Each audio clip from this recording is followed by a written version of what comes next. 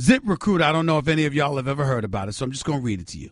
It's a must-have. With ZipRecruiter, you can post your job to 100 of the web's leading job boards with just one click. So you can rest easy knowing your job is being seen by the right candidates, okay?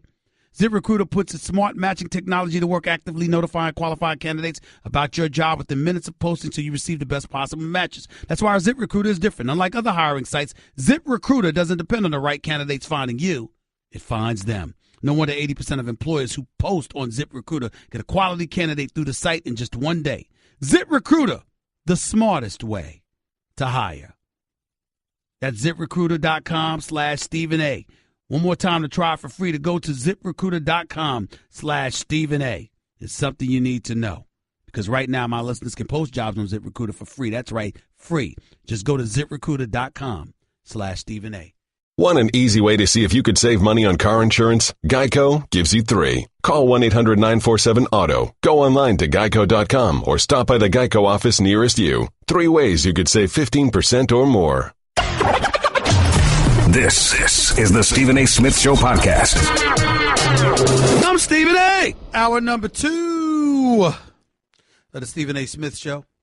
Here with you for the next hour over the airwaves of ESPN Radio.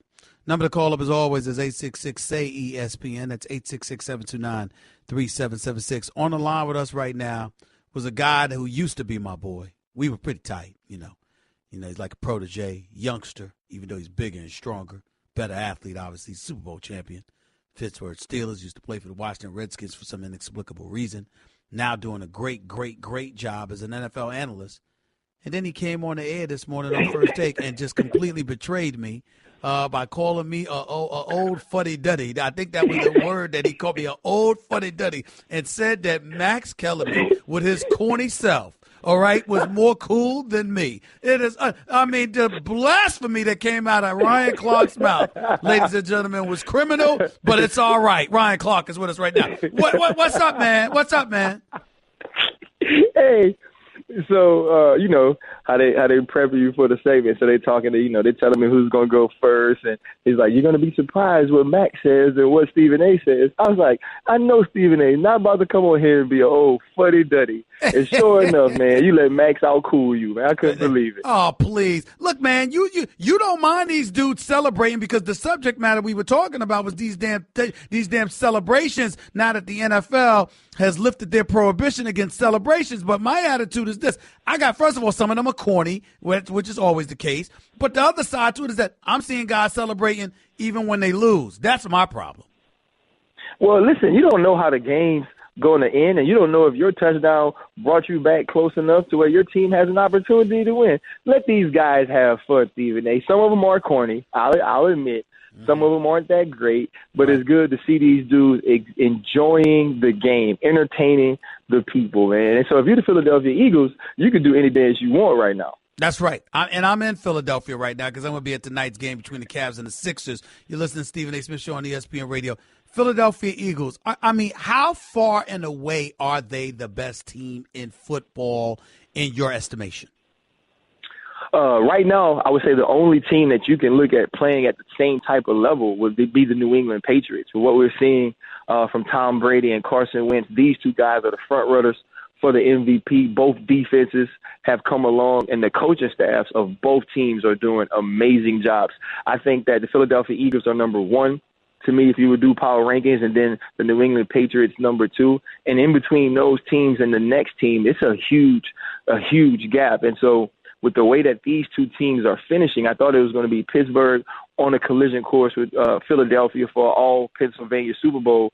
But right now, New England and the Philadelphia Eagles are the class of the NFL. Well, the way you talked about Jared Goff on the show this morning, I'm shocked you didn't mention the Rams, because, Lord, when you were praising him. Clearly the antithesis of what he was last year. Having said all of that, how much of a gap is there in your mind between Carson Wentz in Philadelphia and Jared Goff with the Los Angeles Rams, considering the fact that they were basically 1-2? Based off of some words you used this morning in ascending, Jared Goff, to me, is much like his team is. He's ascending. He's becoming one of these quarterbacks we can count on week in and week out, but he is not there yet. Carson Wentz is there. The Philadelphia Eagles are there. Carson Wentz, will continue to get better, but he has already arrived. Carson Wentz is now in the top tier, to me, of quarterbacks where we used to only talk about the Aaron Rodgers and the Tom Bradys and the Peyton Mannings when he was playing. And now he doesn't have the resume that those guys have, but if we're going to rank quarterbacks on who I would have now and who I would take going forward, there aren't many I would take over Carson Wentz. And so he's already in that category. Jared Goff still has to play his way there. He has to wipe off some of that ugly and some of that stain that carries over from Jeff Fisher, but he also has to gain our trust week in and week out. Ryan Clark right here with Stephen A. on ESPN Radio. I'm looking in the AFC right now. I was not impressed with how the Steelers won this game last night. Me neither. I just look at them and I look at Big Ben Roethlisberger and all the requisite weapons that they have. We should be speaking about them more glowingly than we are despite their record. What's missing? Well, you made the Joe Hayden point. Cody Sensabaugh had a bad play last night on a double move, something that a lot of corners have an issue with. A lot of corners will bite on that play. I think my bigger issue is you take a guy like Brett Hundley, a guy who I've repeatedly been on the record saying is not ready to run the Green Bay Packers offense, is not ready to be a starting quarterback in this league, and you let him have a night like he had last night. You give up the big plays that they gave up to the Green Bay Packers. You allow the Green Bay Packers to march down the field, get a fourth down conversion in your red zone, and then score. You can't win like that. That team can't go to Foxborough in January and beat the Tom Brady-led New England Patriots. I'm not sure they can even get there playing that way. Coach Tomlin mentioned the chunk plays in his post-game press conference, and no matter what type of weapons you have on offense, if you can't stop people defensively, if you start to look like the defense that I would hear every Monday when you and I would talk last year, if you look like that defense, you aren't a championship caliber team. And we've seen that from this team the last few weeks. They have to shore themselves up on that side of the football. You know, it's interesting. We had a conversation right here just a few minutes ago. One of the callers called in because they thought I needed to be drug tested, essentially, because I was talking about sitting Alex Smith down. I don't give a damn if it's for a quarter or a half or something to send a message. I don't care about his completion percentage numbers or what have you at this particular juncture. They've lost 5 of their last 6 games. They've lost 3 in a row. There's just something that's missing from Alex Smith, and I think you light a fire under him, while at the same time seeing what you got in a rookie who obviously you thought enough of to take before Deshaun Watson in the draft, for crying out loud. I say why not take the chance? What are your thoughts? I think it's a little too early. Your team is still in the hunt. If Alex Smith was your choice for this year, if that was your plan to go with him, I think you stick with him. You let a veteran ride his way through this tough patch. You're still leading the AFC West. Now, you take 2 more losses, the offense continues to be a main reason why you lose those games, then you have to look to make a change because you have to look to get a spark offensively. Right now, you let Alex Smith be the veteran he is, be the leader he is. You coach it a little better. You change some of the gimmicky things you're doing on offense if you're Andy Reid, and you give Alex Smith a chance to play his way out of this because he's earned it and because it was your plan. And as long as you're still in the fight, you let Alex Smith quarterback your team. What's going on, Ryan Clark, with Michael Crabtree without his helmet, swinging on Aqib Talib with his helmet on? I mean, that doesn't seem like that's the most intelligent thing to do. Yeah, I mean, egos get involved and testosterone gets up, and you continue to make bad decisions. I will say this: Michael Crabtree driving Talib into the ground on a block, I have no issue with. I really don't. Talib pulls his chain as he's going down, but driving him into the ground, that's a physical football play. You throw the 15-yard flag because it's after the whistle, and you continue to play. It's all the stuff afterwards that's a black eye for me. Obviously, it's not a black eye because neither of these guys can fight. Neither of these guys connected. It was one of the worst fights I've ever seen. Mm-hmm. But something should have been done to me, Stephen A., last year. When Aqib Talib pulls Crabtree's chain last year, and Crabtree does what he's supposed to. He walks over to the sideline. He doesn't really say anything. He doesn't really retaliate, and nothing happens to Talib. If you're John Elway, if you're Kubiak at the time, you don't come out and denounce that type of behavior. The NFL doesn't make a statement that these things will not be tolerated. So now as it festers and continues to build, we think it's okay.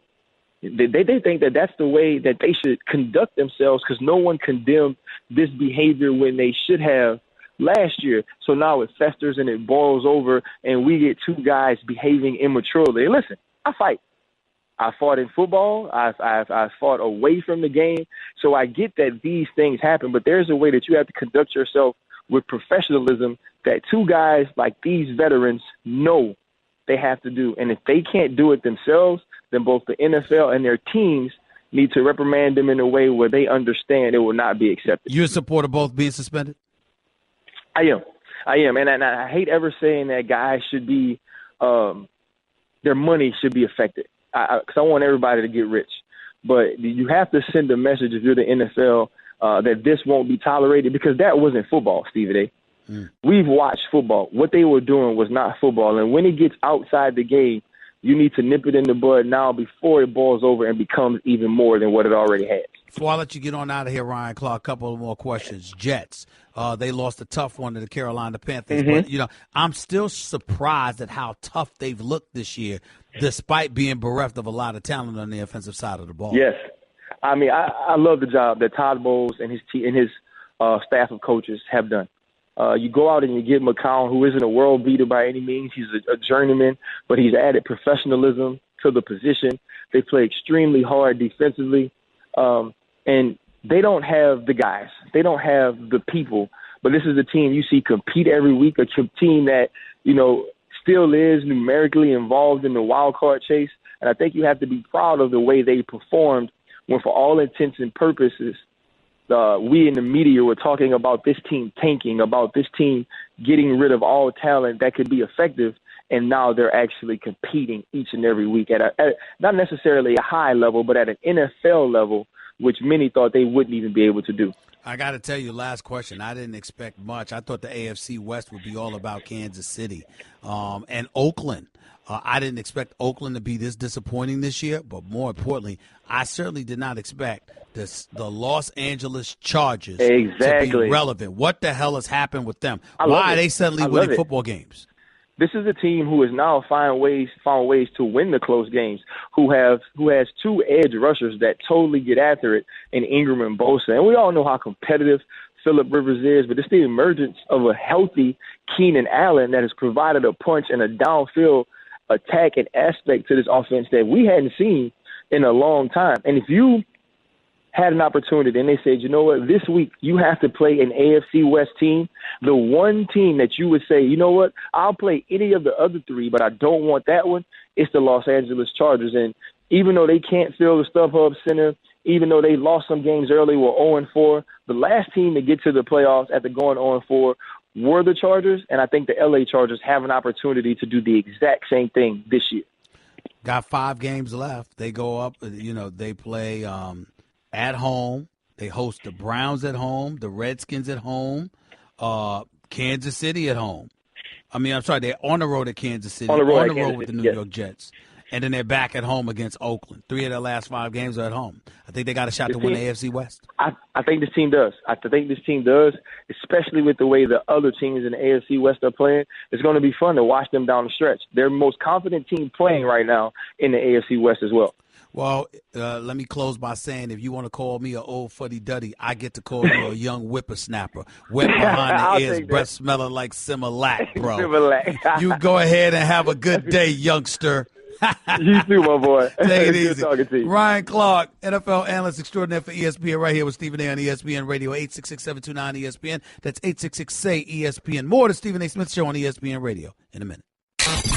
Give Stephen A. piece of your mind. He is sorry. Call him weekdays from 1 till 3 Eastern. Just trash. At 866-729-3776. I just saved hundreds of dollars by switching to Geico. I've never felt more alive. Disclaimer. Geico cannot guarantee you will feel more alive. You either possess functioning respiratory and circulatory systems, or you do not, or you are a zombie. If you are indeed a brain-starved zombie and you would like to save money on car insurance, the Geico legal team applauds your excellent life choices, even in your shambling afterlife. But we strongly encourage you to visit geico.com or download the Geico app. Please stay a minimum of 500 feet away from our large and presumably delicious, delicious brains. Geico. 15 minutes could save you 15% or more. You're listening to the Stephen A. Smith Show podcast. Let's get back to the phone at 866-SAY-ESPN. Let's go to Chris. You're live with Stephen A. Talk to me, Chris. How are you? Hey, Stephen A. Thanks for taking my call. Long-time listener, first-time caller. Just wanted to tell you how much I appreciated you, my friend. Thank you. I wanted to speak on this Greg Schiano situation down here in Tennessee. Yep. I might have a biased opinion because I'm an Ohio State fan because I grew up back and forth between Ohio and here. Okay. But I feel very disgusted and disappointed in the people that live around me right now with the way that this thing was handled and how disrespectful it all got. Mm-hmm. It was completely uncalled for, dragging that man's name through the mud for no apparent reason other than that they didn't want him to be their coach. Well, listen, I think that you're putting it too kindly. It was beyond disrespectful. Because you didn't want this man to be your coach, you have attached his name to child molestation. I mean, I don't know how much lower you can go as a human being. Those people are so freaking despicable on so many levels. It's hard to put into words how awful they are. That you would want this man to have his name associated with such a thing just because you don't want him to be your head coach. I mean, really? It's just absolutely agree with you. It's just no excuse for it, man. It really, really isn't. It was shameful. I mean, I feel awful just living here, and I'm 45 minutes away from Knoxville. I can't stand it right now. And let's put things in its proper perspective. It's not like, you don't want him to be your coach. Okay, you just got rid of Butch Jones, right? Just got rid of Butch Jones. So let's put things in its proper perspective, okay? Brady Hoke is already 0-2 as your coach. Butch Jones was 4-6. Last year and the last year before that, he was 9-4. The year before that, he was 7-6. He was 5-7 in his first year in Tennessee in 2013. You had Derek Dooley, who was there, who didn't do much. Jim Chaney coached one game for you. He won that game. Lane Kiffin came for 1 year. He went 7-6. Fulmer, okay, he was there for you for many years. He had an 11-2 season in 2001. We know that. 13-0, winners of the Fiesta Bowl in 1998. That's really the last time that Tennessee has really, really been relevant in the national championship picture. Exactly. So it's like, really? You don't want Schiano as your coach? Well, okay, what? Because you thought you was going to get Gruden? You were never going to get John Gruden. Just because his wife was a cheerleader there don't mean he want to come there to coach your team. And all I'm saying is that you don't do this to any human being, man. You don't do this to any human being. There's nothing that should associate him with child molestation. Nothing. I honestly feel like they should abandon their football program and not have one after the way that this was handled. I don't blame you for feeling that way. I wouldn't go that far, but I don't blame you for feeling that way because as far as I'm concerned, pox on all their houses. They disgust me, all of those folks. They should be ashamed of themselves. Appreciate the call, man. Thank you so much. Let's go to Wendell in L.A. You're live with Stephen A. What's up? Hey, greetings, Stephen A. I was going to run down the good, bad, ugly, and downright repulsive. The good, man, that catch by Antonio Brown, man. Big time. Man, that was elite play. You know what? That was like straight out of Dancing with the Stars, bro. Considering how considering how he made sure to get both feet down with that catch to set up the winning field goal by the Steelers last night. That was he looked like he was on Dancing with the Stars. That's beautiful. That's why you watch football. The bad, the two players, I don't even want to mention their names, the Broncos and the Raiders, man. That's a carryover effect, man. Those guys, they made all the NFL look bad in that moment. That was just downright deplorable. Well, it's interesting that you bring that up, man, because I didn't even bring this up. But since you alluded to it, I hope you don't mind me going there. This is the same league that have these players kneeling. Now, one has nothing to do with it with the other on its face. But when you consider how you have everyone from the president to a bunch of his constituents to others who have wrongfully turned a protest against civil rights, a protest against racial inequality and beyond into a protest against the national anthem. That's what they've turned it into. They've hijacked the narrative, which is what I've stated on many occasions. You and I both know they're looking for every little thing to point to how appreciative these players should be for their opportunity and how dare them do X, Y, and Z. So you would think that guys would know that while competing, you're on your P's and Q's image-wise over every little thing because stuff is going to get blown out of proportion and judged differently. And you out there looking like a bunch of hooligans acting up like that. Yeah, that character was really just deplorable. Now, the ugly, man, big ups to Ohio State. Man, they should have wore their traditional uniforms, man. I mean, you talk about the uniform. You talk about the uniform. To me, you know what was ugly? Alabama's performance against Auburn. Auburn waxed that tail, bro. They gave it to Alabama, and I got to tell you right now, because of it, my top four has changed. I got Oklahoma as the number one team in the nation. I got Oklahoma. I got Clemson. I got Auburn at number 3. They're now in the top 4. And I got Wisconsin at number 4. With Alabama and Ohio State right on the outside looking in. That's how I view the national championship picture right now. Yeah, Wisconsin going to tap dance on Michigan. And the downright repulsive, Stephen A., the caller talked about Schiano. That gymnastic coach up there in Michigan is downright repulsive. Should be. I don't understand why there was much more of an uproar behind what that man did to those female gymnastic teams and stuff. That was deplorable too. I'll talk about that after the break, man. Appreciate the call. Thank you so much. 866-SAY-ESPN. It's 866-729-3776. We'll get back to your phone calls and touch on Derrick Rose and his departure from the Cleveland Cavaliers in just a minute. You are listening live to the Stephen A. Smith Show, ESPN Radio.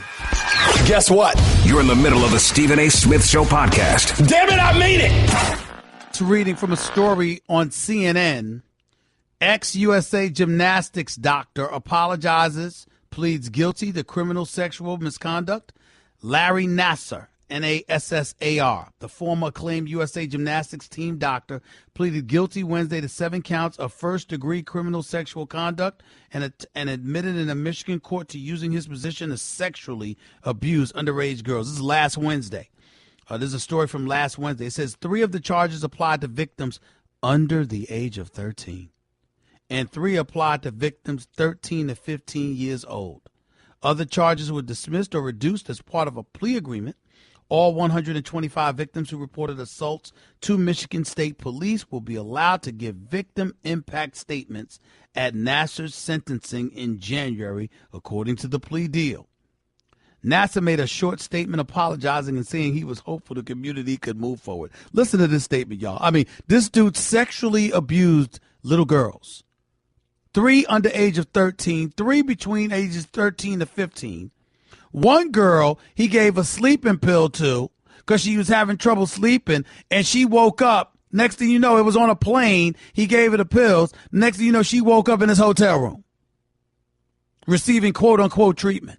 Knowing all of this, this is his statement, y'all. Quote, "For all those involved, I'm so horribly sorry that this was like a match that turned into a forest fire out of control. I have no animosity toward anyone. Really."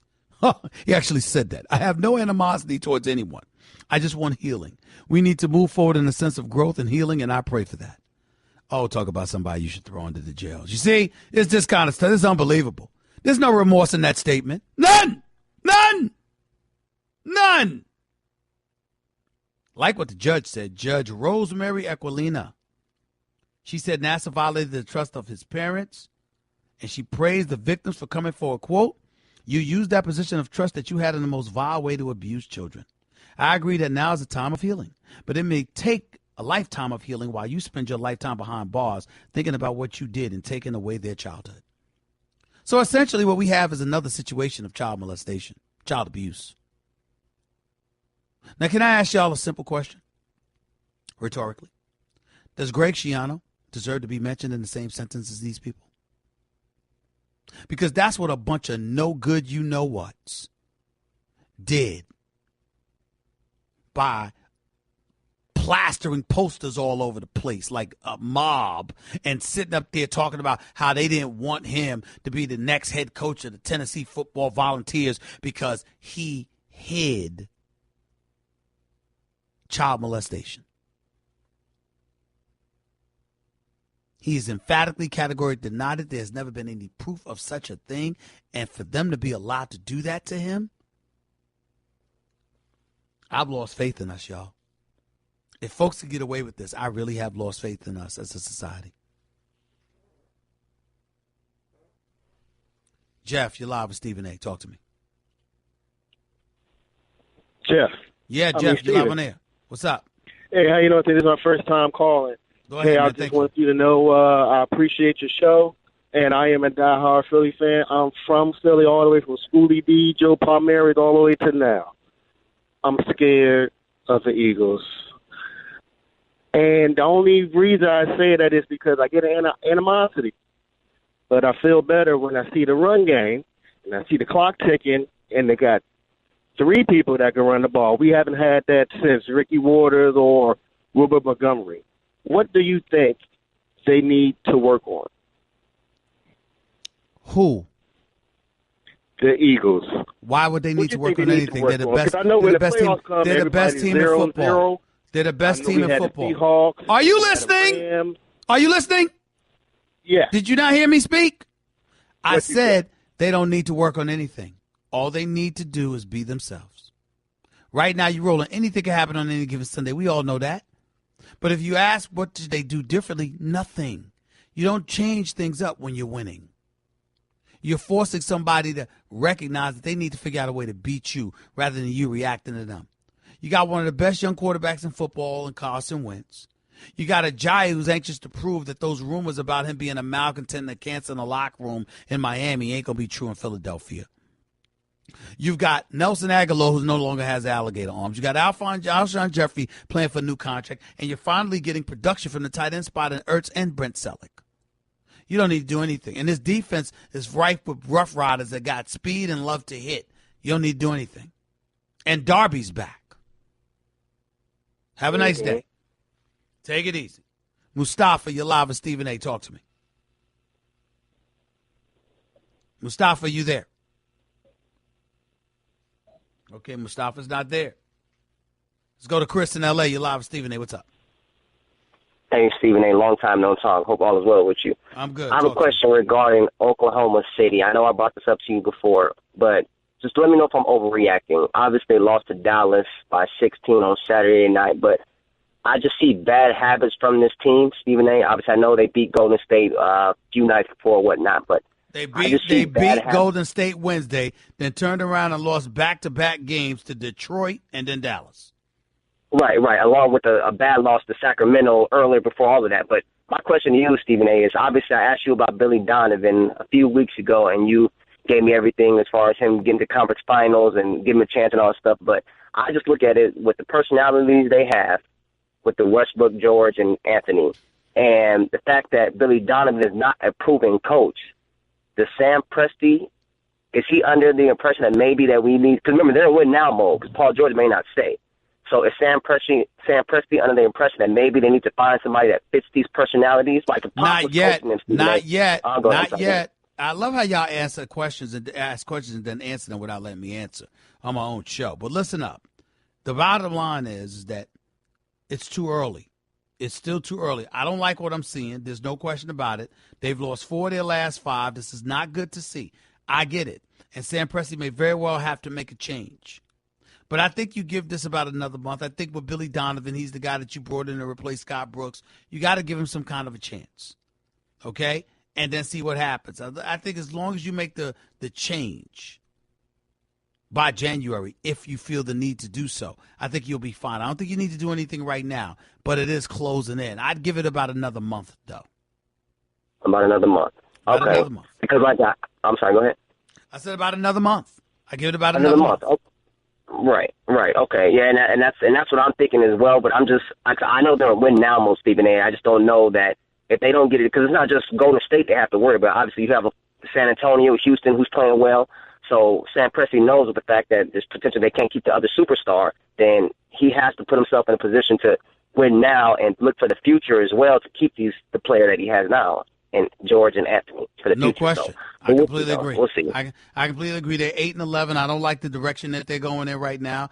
But time will tell. Give him a little chance, and let's see what happens. 866-SAY-ESPN. Your calls to close out the show in a minute. You're listening live to Stephen A. on ESPN Radio. Guess what? You're in the middle of the Stephen A. Smith Show podcast. Damn it, I mean it! You know, one of the things that everybody's monitoring right now in the NBA is the departure of Derrick Rose. Derrick Rose, former Rookie of the Year, former league MVP, actually, in the NBA. Had 4 knee surgeries ever since that time. Has been a shell of himself. Still a good player. Averaged better than 18 a game for the Knicks last year. Averaging better than 14 a game in the few games he's played with the Cleveland Cavaliers this year. Lateral movement isn't the same. Can't defend the pick and roll the way he once could. We know all of this. But when you listen to LeBron James and Dwayne Wade talk about him and how they just want him to be okay and peace of mind, all that stuff is of utmost importance, then it gives you some perspective and some insight on how serious this all could be. We hear things, those of us who cover the NBA, and the reality of the situation is that everything ain't any of our business. Some things are as it pertains to your performance on the basketball court, but other things are of a personal nature, and it's not any of our business. Not to say that we know. We hear, but that doesn't mean we know. I just think it's important that what I would tell you is that Derrick Rose is going through a lot emotionally, to the point where you have people that are proclaiming he's extremely depressed. The reasons why vary. We don't know what they are. But it's gotten to a point where I think that this guy needs to step away from the game of basketball. Get his life together. Feel better about being a human being and living his life. That's not where he's at right now. It's a real struggle for him.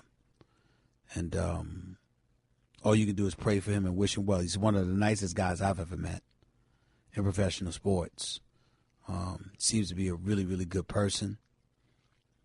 And you just want to make sure he's okay. And that's why I so appreciated what LeBron James said. Because that's really what it comes down to. We don't know what's going on. We just know that Derrick Rose doesn't have a zest to play the game of basketball. And that he'll lose millions if he doesn't play and doesn't appear to care. Now, it's not going to be $80 million like it's been reported because of his Adidas deal and how that would come off the table and all this other stuff. I'm hearing that's not true. But it is clear that all is not right with Derrick Rose. So I really appreciate LeBron and D. Wade just emphasizing that they just want everything to be all right with him.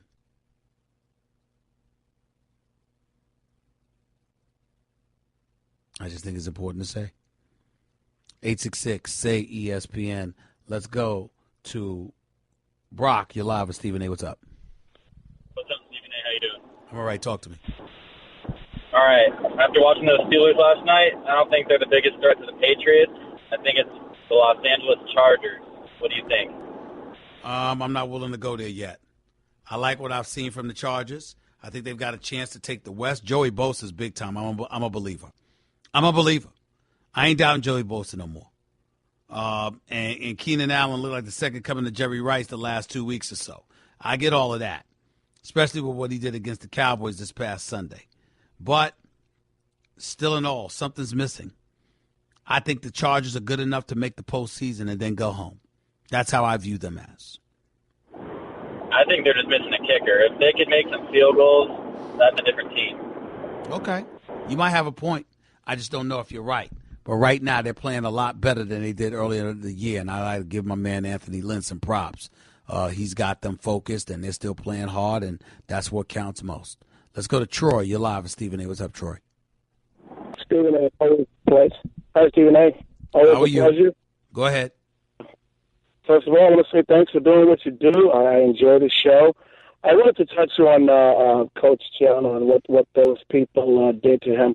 I kind of call that the Michael Jackson syndrome. And what I mean by that is, sometimes an accusation can be just as destructive to someone's reputation, which, at the bottom line, that's all you have.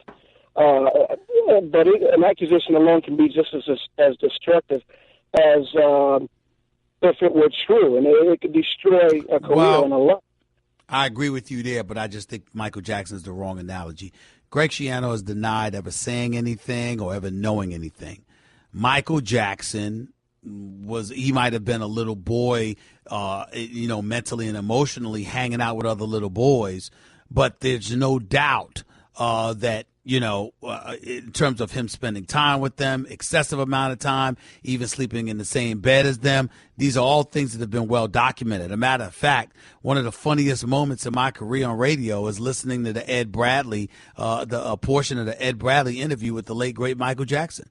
And here it is, Troy, I will quote. Ed Bradley says, as we sit here today, the late, great Ed Bradley for 60 Minutes, as we sit here today, do you still think it's okay for a 45-year-old man to be sleeping in the same bed as little boys? And you know what Michael Jackson said, Troy? Of course. Not if you're a predator, not if you're a murderer, not if you're Jack the Ripper, which I am not. That is a quote from Michael Jackson. God rest his soul.